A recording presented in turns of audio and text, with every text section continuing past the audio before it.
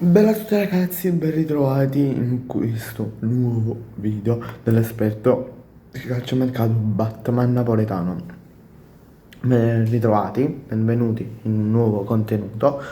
Come state? Tutto bene? Se sì, fatemelo sapere qui sotto nei commenti. In questo video, nel terzo video che farò uscire in questa giornata, precisamente alle ore 3,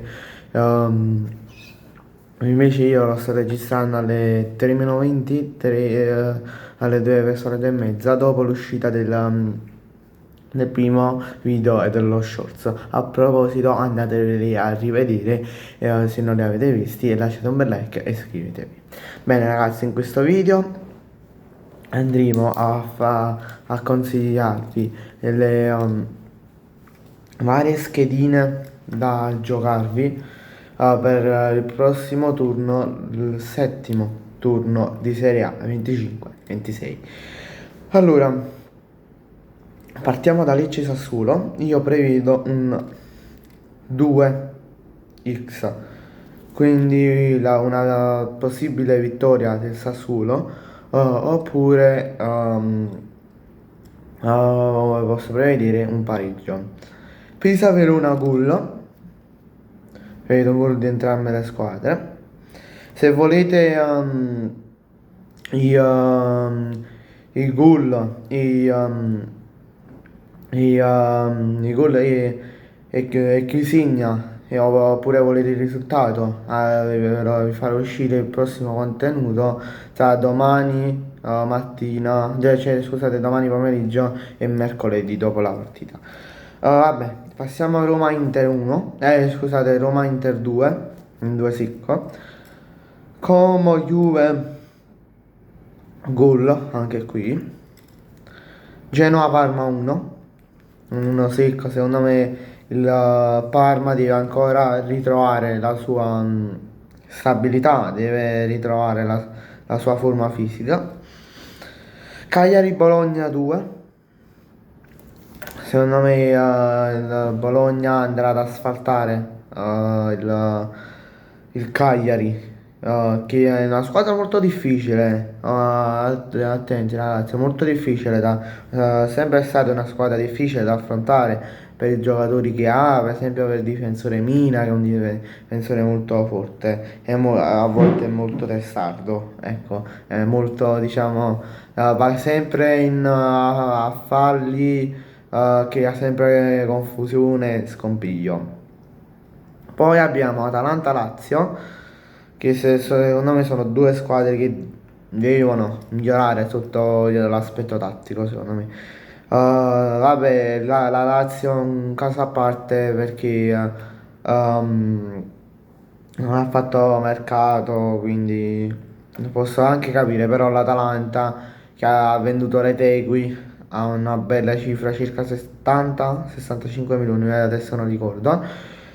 Quindi poteva fare di più rispetto agli acquisti che ha fatto, magari poteva prendere un altro attaccante, poteva prendere un attaccante giusto al posto di Kristovic, poteva andare a prendere un Raspadori, oppure per esempio poteva andare a prendere ehm, l'attaccante della Roma, adesso lo voleva anche il Napoli, se mi viene in mente tra poco ve lo dico. E vabbè, secondo il mio pronostico sarà un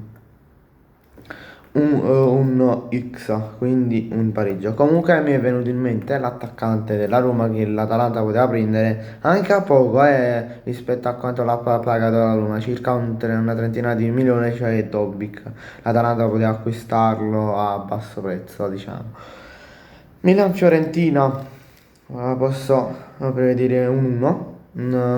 Milan nettamente più forte della Fiorentina che non sta facendo un gran campionato, se non sbaglio al momento in zona retrocessione, però non voglio diciamo parlare ancora di retrocessioni, chi vince il scudetto, chi va in Champions League e roba varia, perché stiamo ancora all'inizio. Fossimo stati alla 15ª, alla 20ª di campionato, allora uno poteva capire già la situazione della Serie A e quindi uno poteva già decretare, tra molte virgolette, chi scendeva e chi no. Vabbè, parla Cremonese, Napoli, scusate, Cremonese Udinese, secondo me un X.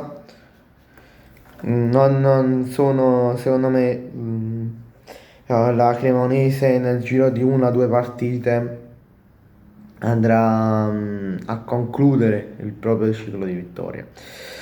Poi abbiamo Torino-Napoli. Io prevedo una vittoria netta del Napoli, quindi un 2.